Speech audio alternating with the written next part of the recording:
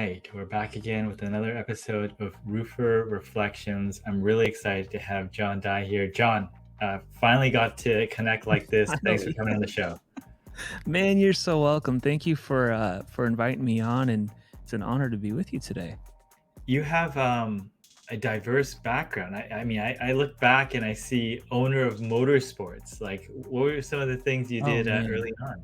I'm actually like a fifth generation contractor, but I went to when I was 18, I graduated high school obviously, and I went to Bible college. When I got out, I the reason I got out was I started going to car auctions and buying cars and selling them on eBay back in like 2004, 2005. And so that kind of like was my first real entrepreneurial endeavor in my life. And so I did that for a few years, and I opened up a few different car dealerships around the country. I was a teacher for a while. And so that was how I supported myself from the ages of like 18 till I was like 23, 24 years old, was Wow. buying and selling cars on eBay. Well, you said fifth generation. Yeah. So your early jobs, it looks like, were in construction and sales. What was the plan back then? Oh man, there's never been a plan. Let me be real. Like the plan for me has never. I'm not a big planner. I'm a lot more of a let's see where life takes you and not put limits on yourself kind of person. Probably was because I think as a child, I wanted to work with my dad. Like I wanted to take over the family business someday. And my dad was a commercial general contractor in Chicago. And that all changed when I was about 13 years old. My dad sold the business. When that all happened, that's when we got into roofing. My dad sold his construction company in Chicago, moved to Indianapolis. He went a whole different direction in life and did roofing as a side, like part-time job, basically.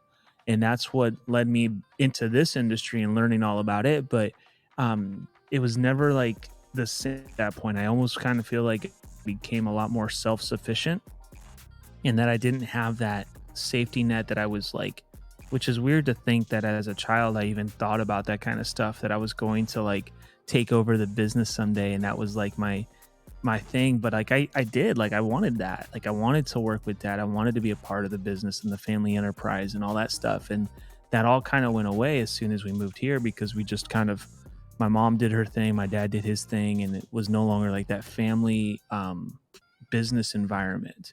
Well, tell me about your content journey, because that's been quite a thing, right? I've seen online. It's been very expansive. Man, the content journey, that's a whole another thing, because we like, once again, we weren't expecting to go into that.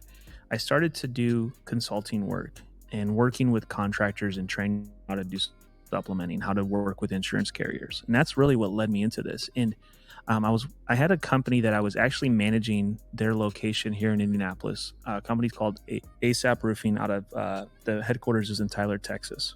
And Leanne, who's my co-host at ACS now, she just came on. Her and her husband Clint are the partners at ASAP Roofing. One day they called up and they're like, "Hey, like we want you and your wife to come down to Miami and come to this conference."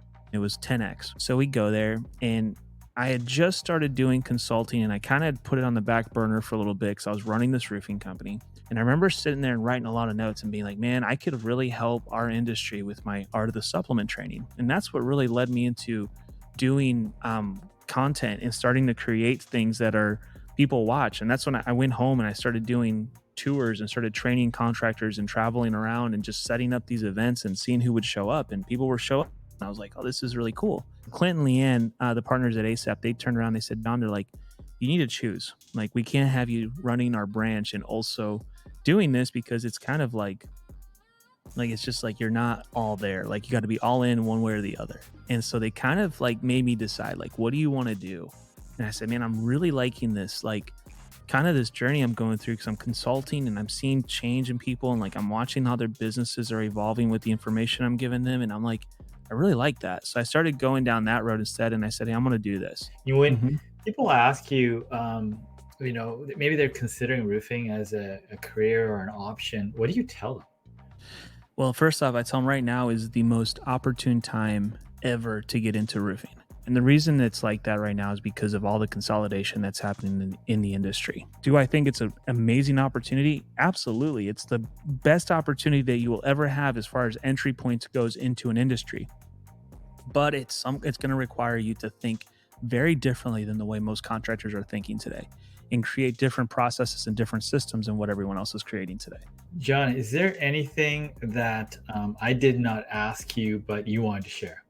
We're an open book, and we want to continue to help people with that, with those opportunities, and connect them to the right resources and the right minds that are thinking this way, so that they can start to build their business. But at the end of the day, like, this is the kind of stuff that I love to share. And anytime I get a chance to share this with people, this is what we exist to do.